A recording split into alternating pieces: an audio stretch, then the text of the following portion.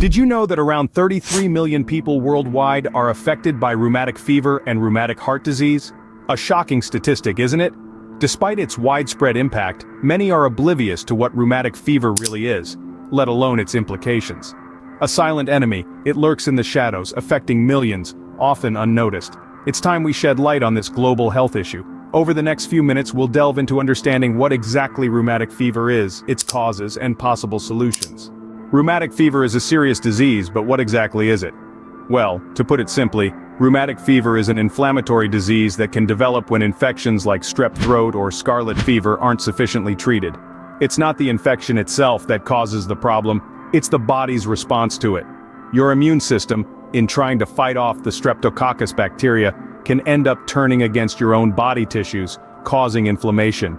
But what makes rheumatic fever particularly concerning is its ability to cause lasting damage to various parts of the body, most notably the heart. Rheumatic fever can cause rheumatic heart disease, a condition in which the heart valves are damaged. This can lead to heart failure, stroke, and even death. It's also worth noting that rheumatic fever doesn't play favorites.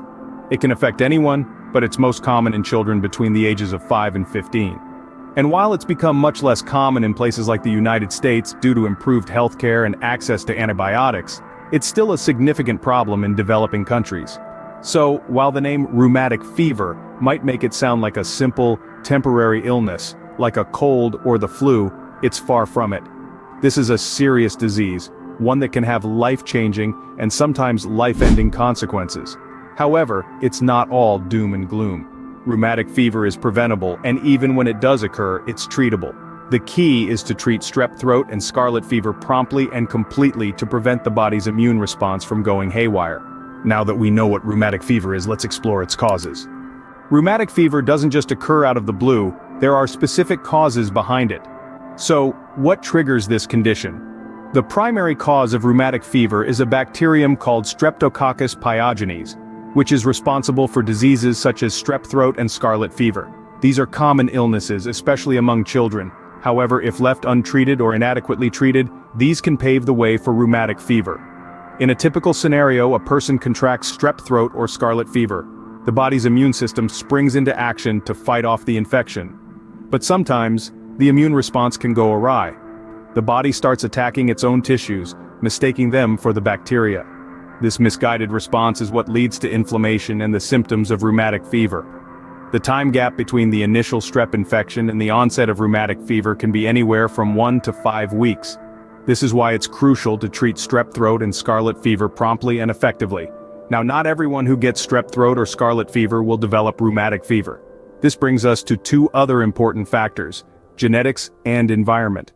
Some people are genetically predisposed to rheumatic fever. If someone in your family had it, you might be at a higher risk. Environmental factors also play a role. Crowded living conditions, poor sanitation, and lack of access to healthcare can increase the risk of strep infections and, subsequently, rheumatic fever. This is why rheumatic fever is more common in developing countries and in communities with limited resources. But here's the good news: rheumatic fever is largely preventable. By promptly treating strep throat and scarlet fever with antibiotics, the risk can be significantly reduced. Understanding the causes aids in prevention. However, if one does contract rheumatic fever, there are solutions. And that's what we'll explore next, so stay tuned as we delve into the treatment options for rheumatic fever. Despite the severity of rheumatic fever, there are solutions available. The management of this condition involves a multi-pronged approach, focusing on treating the initial strep infection, managing inflammation, and providing long-term care to prevent recurrence. Firstly, antibiotics play a pivotal role in combating the strep bacteria that instigate rheumatic fever. Penicillin, administered either orally or through injections, is the antibiotic of choice. For those allergic to penicillin, alternatives like erythromycin and azithromycin are available. This treatment targets the root cause, nipping the problem in the bud. Then, we move on to the second line of defense, which is the use of anti-inflammatory treatments. These medications help manage the inflammation and pain associated with rheumatic fever. Aspirin and corticosteroids are frequently used to reduce inflammation and bring relief to patients.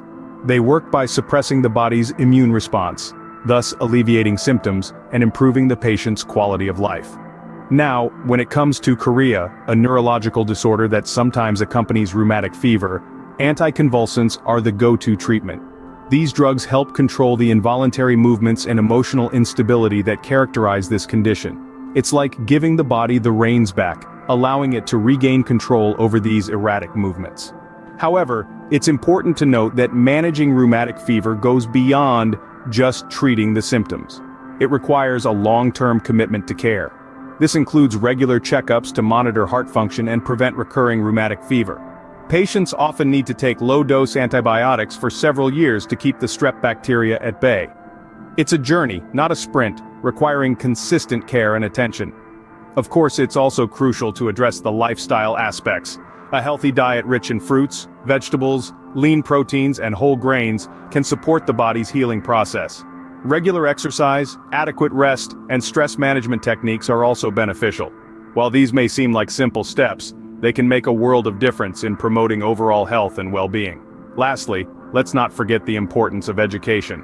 Teaching people about the signs and symptoms of strep throat, which can progress to rheumatic fever if left untreated, is a powerful preventive measure. Knowledge is power, and in this case, it can be a lifesaver. While these solutions are effective, prevention is always better than cure. So, let's strive to stay informed, take good care of our health, and seek medical attention promptly when needed. After all, our health is our greatest asset, and it deserves our utmost attention and care. To recap, we've covered a lot of ground in understanding rheumatic fever. It's time to bring it all together, and take a closer look at what we've learned. We started off by defining rheumatic fever, a disease that's as complex as it is serious. It's an inflammatory condition that can develop after a strep throat or scarlet fever infection, affecting various parts of the body, including the heart, joints, skin, and brain. Then we moved on to discuss the causes of rheumatic fever. It's crucial to understand that it's not the strep bacteria itself that causes rheumatic fever, but rather the body's immune response to it. When the immune system fights off the strep bacteria, it can sometimes mistakenly attack the body's own cells, resulting in inflammation and the signs and symptoms of rheumatic fever. We also explored the solutions available for rheumatic fever. The good news is, with the right approach, we can prevent and manage this condition. It all starts with early diagnosis and treatment of strep throat infections. Antibiotics are used to treat the initial infection, and in some cases, long-term antibiotic treatment may be recommended to prevent rheumatic fever. Moreover, managing the symptoms such as inflammation and pain is vital. This often involves a combination of anti-inflammatory medications, bed rest, and in some severe cases, surgery may be required to repair or replace damaged heart valves.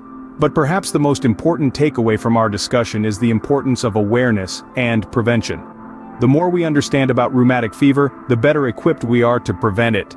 This includes everything from recognizing the symptoms of a strep throat infection to seeking immediate medical attention if you or someone in your family is showing signs of rheumatic fever. So let's keep this conversation going. Let's continue to educate ourselves and others about rheumatic fever, its causes and solutions, because when it comes to our health, ignorance is not bliss.